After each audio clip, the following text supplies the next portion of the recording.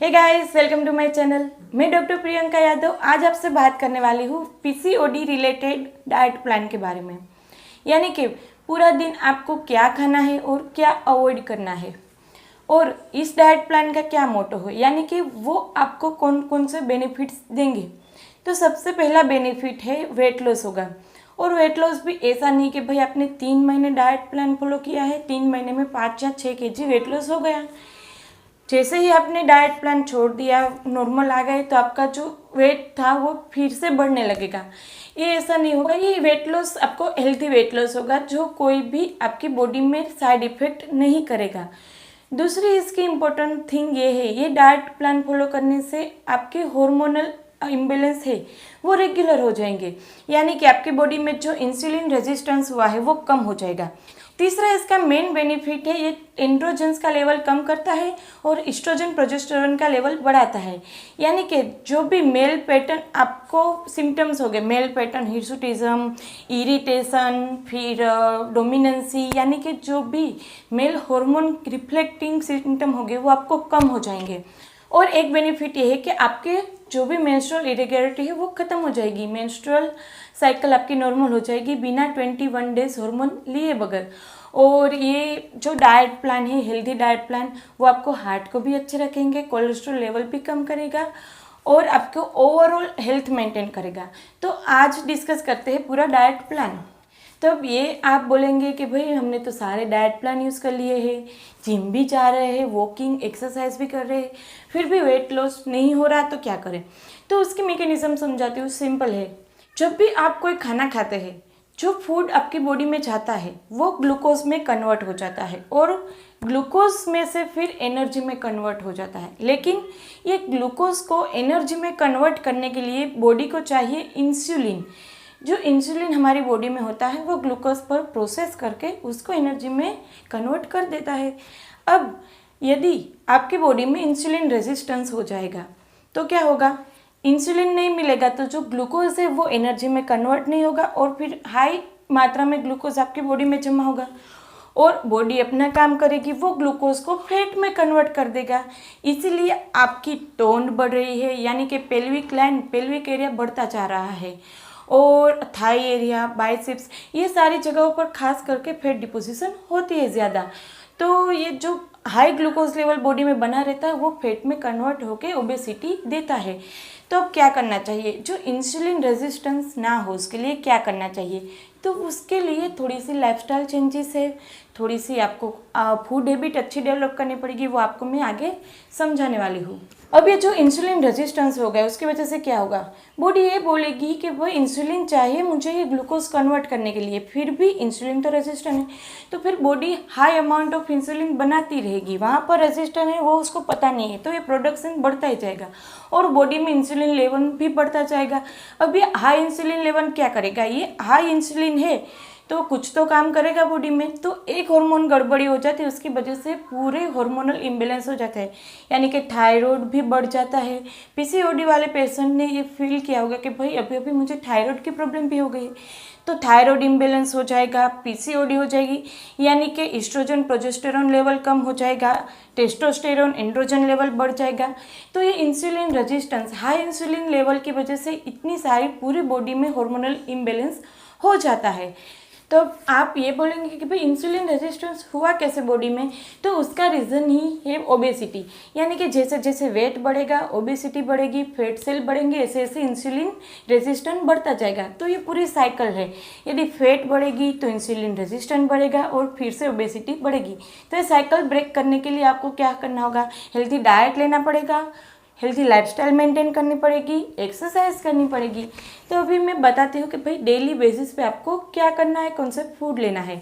तो आपको सबसे पहले तो हाई प्रोटीन डाइट लेना होगा और कार्ब, यानी कि जो कार्बोहाइड्रेट है वो कम लेने होंगे। अब कार्बोहाइड्रेट्स में क्या होगा, कार्बोहाइड्रेट है वो ज़्यादा मात्रा में ग्लूकोज पैदा करेगा, तो फिर जिसका कन्वर्ट है वो ग्लूकोज ज़्यादा होगा, फिर ज़्यादा फैट सेल्स बढ़ेंगे, तो कार्बोहाइड्रेट है वो आपको कम कर देने पड़ेंगे। और उसमें भी कार्बोहाइड्रेट सारे के सारे गलत नहीं होंगे, उसमें भी लो जीआई इंडेक्स है, हाई जीआई इंडेक्स, जीआई यानी कि ग्लाइसेमिक इंडेक्स। तो जो ग्लाइसेमिक इंडेक्स यानी कि क्या, जो फूड है उसका ग्लूकोज में कितनी देर में ट्रांसफ़र होता है, कितनी देर में कन्वर्ट होता है, उसको जीआई इंडेक्स बोलते हैं। बहुत सिंपल है। यदि एक फूड को ग्लूकोज में कन्वर्ट करने के लिए 5 मिनट लगते हैं तो वो हाई है।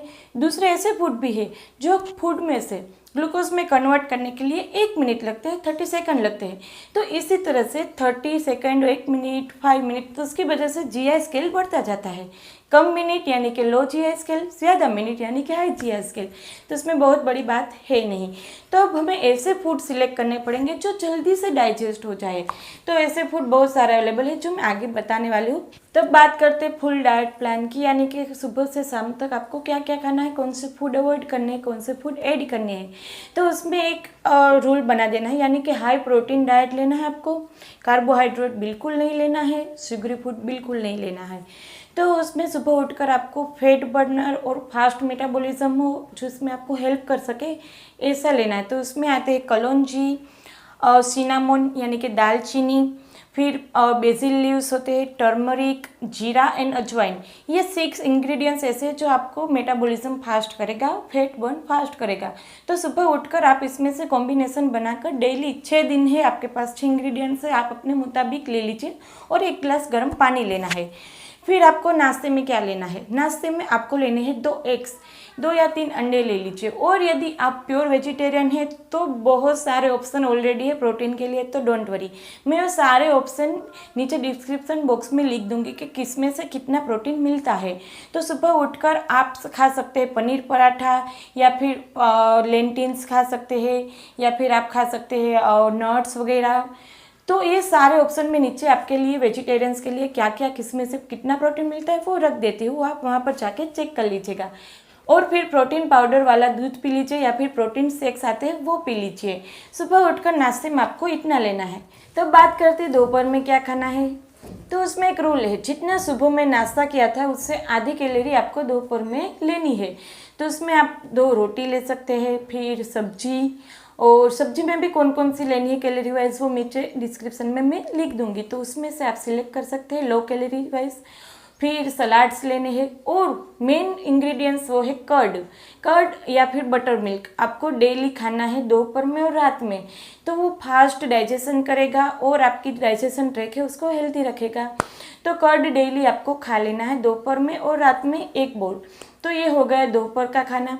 दोपहर में 12 बजे खाना खाया तो रात को 8 बजे तक आपको भूखा नहीं रहना है, इससे जो भी इंसुलिन रेजिस्टेंस है वो बढ़ जाएगा, बीच में उसको पीक नहीं मिलेगी। तो उसके लिए आपको 4 बजे कोई फ्रूट खा लेनी है, फ्रूट डिश या फिर फ्रूट जूस या फिर नारियल पानी, ऐसा कोई भी इंसुलिन पीक मिले ऐसी चीज़ आपको 4 बजे खा लेनी है। और फिर रात में क्या खाना है, तो उसमें भी एक रूल है, जितना आपने सुबह नाश्ता किया था उससे चौथा भाग का, या फिर दोपहर में जो खाना खाया था उससे हाफ, यानी कि 4:1 रेशियो आपको बना है, जितना आप खाना चाहे वो सब खा सकते हैं। तो रात में ऑप्शन ये हो सकते हैं, आप दलिया खा लीजिए या फिर ओट्स खा लीजिए, कर्ड खा लीजिए, उपमा खा लीजिए। तो ये सब आपको रात में सारे ऑप्शन मिल जाएंगे। और हाँ, आप अपना खुद का डाइट प्लान करवाना चाहते हैं तो फिर आप अपॉइंटमेंट ले लीजिए। आपकी पूरा दिन की डाइट प्लान क्या है, क्या खाना है, क्या अवॉइड करना है, वो आपकी कंडीशन और आपकी जो भी हेल्थ हिस्ट्री वो देखकर हम प्लान कर देंगे। तो उसके लिए डिस्क्रिप्शन बॉक्स में मेल आईडी और व्हाट्सएप नंबर दोनों दिया गया है। और फिर ये खा लिया आपने रात को 8 बजे, फिर क्या करना है, 10 बजे आपको फिर से वही टर्मरिक एंड बेसिल लीव्स वाला 1 गिलास गर्म पानी पी लेना है। और हाँ फ्रेंड्स, जब भी आप खाना खाए दोपहर में, सुबह या रात में, हर खाने के बाद आप जो पानी पिए वो वार्म वाटर लेना है, यानी कि हल्का गुनगुना सा पानी उसके ऊपर पीना है, तो जो डाइजेशन होगा वो फास्ट होगा। तो ये पूरे दिन का हो गया। और किस में से कितना प्रोटीन मिलता है, किस में से कितनी कैलोरी मिलती है, वो सारे मैं डिस्क्रिप्शन बॉक्स में रख दूंगी। तो ये जो डाइट चार्ट मैंने बताया वो आप 3 महीने तक फॉलो कीजिए, उससे आपका वेट लॉस हो जाएगा, मेंस्ट्रुअल इरेगुलरिटी है उसको ठीक करने में हेल्प मिलेगी, दूसरा आपके हार्मोनल इम्बैलेंस भी ठीक हो जाएगा। तो ये सारी बातें थी, डाइट चार्ट क्या क्या हेल्प करेगी, और फ्रेंड्स ये बहुत हेल्प करती है, तो इसको फॉलो करते रहिए 3 महीने तक। 1 महीना हो गया आप थक मत जाना, क्योंकि ये थोड़ा सा स्ट्रिक्ट डाइट प्लान है, तो इससे कि आप बोर भी हो जाएंगे। लेकिन आप मैंने ऑप्शंस देने वाली हूँ, तो ऑप्शन आप बदल बदल के अपना डाइट प्लान अच्छे से फॉलो करते रहना। तो फ्रेंड्स आज के लिए बस इतना ही। ये वीडियो लाइक कर दीजिएगा और ज़्यादा से ज़्यादा लोगों को शेयर कीजिएगा ताकि पीसीओडी का जो हार्मोनल इम्बैलेंस है वो ठीक करने में इसकी हेल्प हो जाए। और अभी तक सब्सक्राइब नहीं किया है तो पहले सब्सक्राइब कर लीजिए और हर नोटिफिकेशन आपको मिलती रहे उसके लिए आपको क्या करना है, बेल आइकन प्रेस कर देना है। और कोई भी आपको प्रॉब्लम हो तो नीचे कमेंट सेक्शन में भेज दीजिए। आपको कोई भी टॉपिक्स नहीं याद आ रहे कि भाई ये टॉपिक अच्छा है वीडियो बनाने के लिए, तो वो जो मुझे सजेशन दीजिए, क्योंकि आपका सजेशन मेरे लिए बहुत वैल्यूएबल है। तो आपका सजेशन मुझे कमेंट बॉक्स में लिख भेजिए कि मैं आगे कौन सा वीडियो बनाऊँ, कौन सा वीडियो आप देखना चाहते हैं। तो फ्रेंड्स आज के लिए बस इतना ही, फिर मिलेंगे नए टॉपिक्स के साथ। तब तक के लिए stay healthy, stay happy, bye.